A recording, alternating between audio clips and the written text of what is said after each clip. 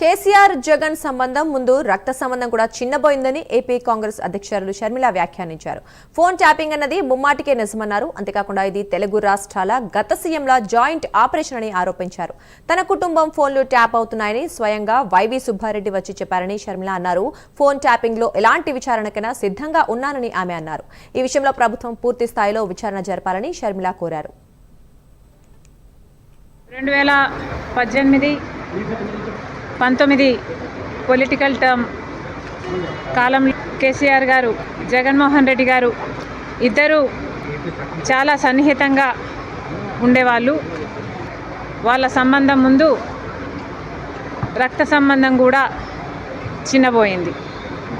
Phone tapping జరిగింది అన్నమాట ముమ్మాటికి నిజం.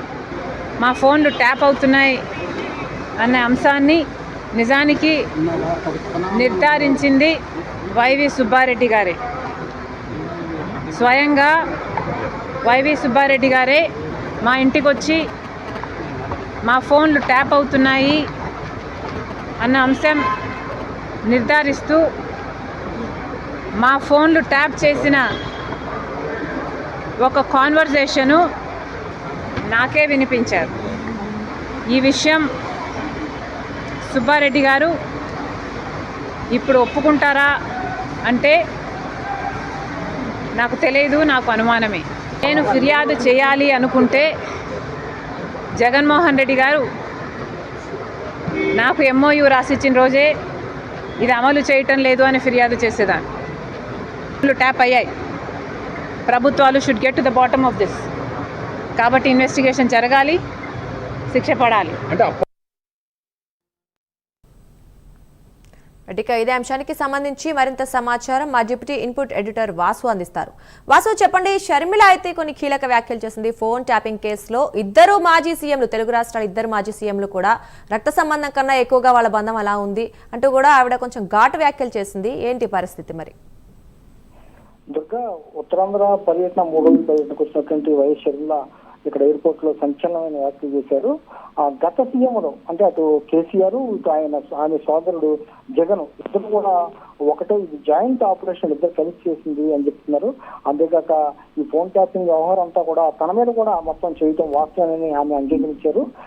వీళ్ళిద్దరి సంబంధం తన రక్త సంబంధం కంటే అంటే ఒక సోదరిగా తనకంటే కూడా ఆ సీఎం ఎక్కువ అయ్యాడు జగన్ అనే భావంతో ఆమె మాట్లాడటం జరిగింది.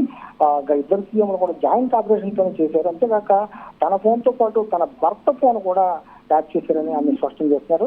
ఇంకా కీలకమైన విషయం, సంచలన విషయం చెప్పింది సుబ్బారెడ్డి. అంటే ఈ కుటుంబానికి ఎంతో దగ్గరైనటువంటి సుబ్బారెడ్డి తన స్వయంగా వచ్చి ఫోన్ ట్యాప్ అవుతుంది చూసుకోమని చెప్పారు. అంతేకాక సంభాషణ కూడా వినిపించారు అని కూడా చెప్తున్నారు. అయితే సుబ్బారెడ్డి ఇప్పుడు అవునంటారో కాదంటారో చెప్పలేను కానీ కూడా అది కూడా చెప్పడం జరిగింది.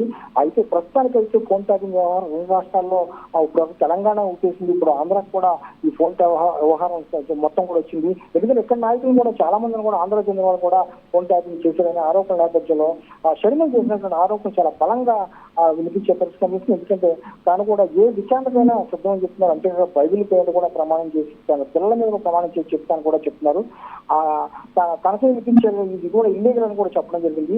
తన రాజకీయ భవిష్యత్తు నాశనం చేయడానికి మొత్తం కూడా ఇదంతా చేశారు. తన అన్న మొత్తం కేసీఆర్ కూడా చేశారని చెప్పి తను చాలా ఇబ్బంది పెట్టారు. ఊపిరి కూడా తీసుకోకుండా చేశారు.